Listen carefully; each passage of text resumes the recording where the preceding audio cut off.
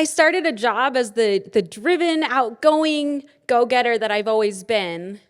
And 5 weeks after being underneath some pretty toxic management, I found myself in a bathroom stall at work, stifling back the vomit that was trying to come up my throat. I was shaking uncontrollably, I'd stopped eating, and now I'd stopped sleeping. I was experiencing my first panic attack when I was 21 at work. This was a time when I really felt like a failure.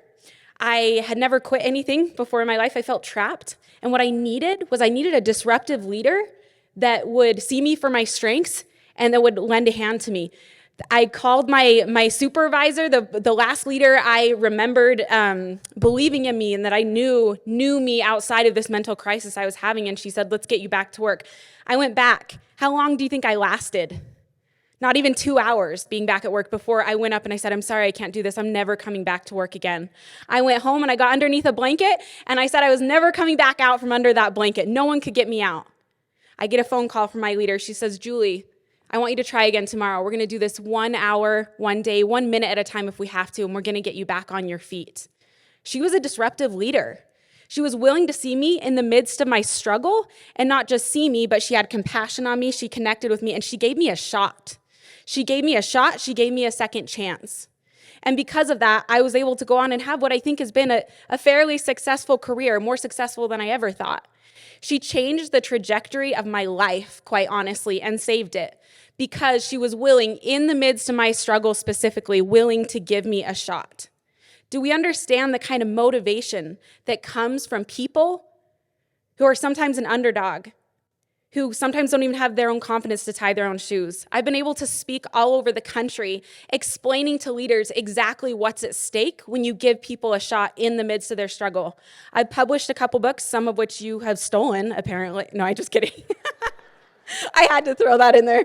But I wonder, do we understand what that means and the power that comes from people who are motivated to prove us right when they give us a shot in the first place?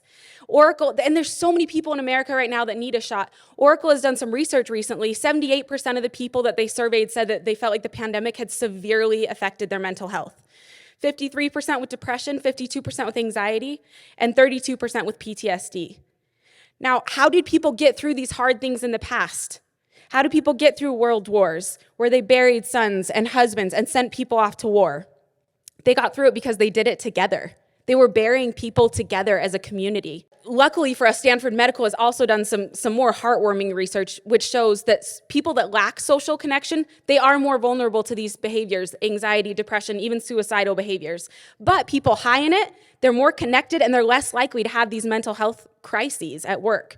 Now, this research is great. It helps me get paid and get gigs, and I love that. I love getting money, but that's not why I'm here. And I don't say that in a cliche way. I'm here because I saw this happen in person to me. It changed the trajectory of my life when a leader went to bat for me, when they gave me a shot when I was at my most vulnerable. And I learned in that moment that either I was going to be fired, I was going to be let go because I was human and because I had struggles, or I was going to learn that my career wouldn't end there, and in fact, I would thrive even more because of it. So how do you do this at work? If we know this is a problem, we look at these statistics, we know people are struggling mentally, especially post-pandemic. How do you infuse with the answer of social connection? How do you bring more social connection into your work?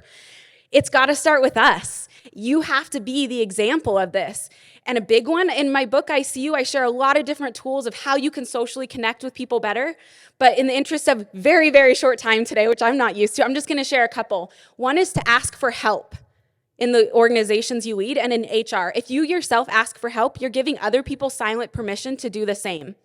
Be willing to share your vulnerable stories. Be willing to share the times when you fell and how you got back up and how other people gave you a shot and how that led to your success. If my leader, Carrie, called me today, do you think there's anything I wouldn't do for that woman? I would move heaven and earth for her because she gave me a shot when I was most vulnerable, and so I am committed to her. And as a leader, when you see me like that, you see me as a human, I'll follow you anywhere. Now, I think it's important to remember soft skills, they don't make hard work easier, but they do make us a more pleasant person to be around and to work with. As you try to be a disruptive leader, it's so important that you are willing to see people in their human struggle, and that is the most impactful time you can give them a shot, and their loyalty to you and to the company is exactly what's at stake. Thank you.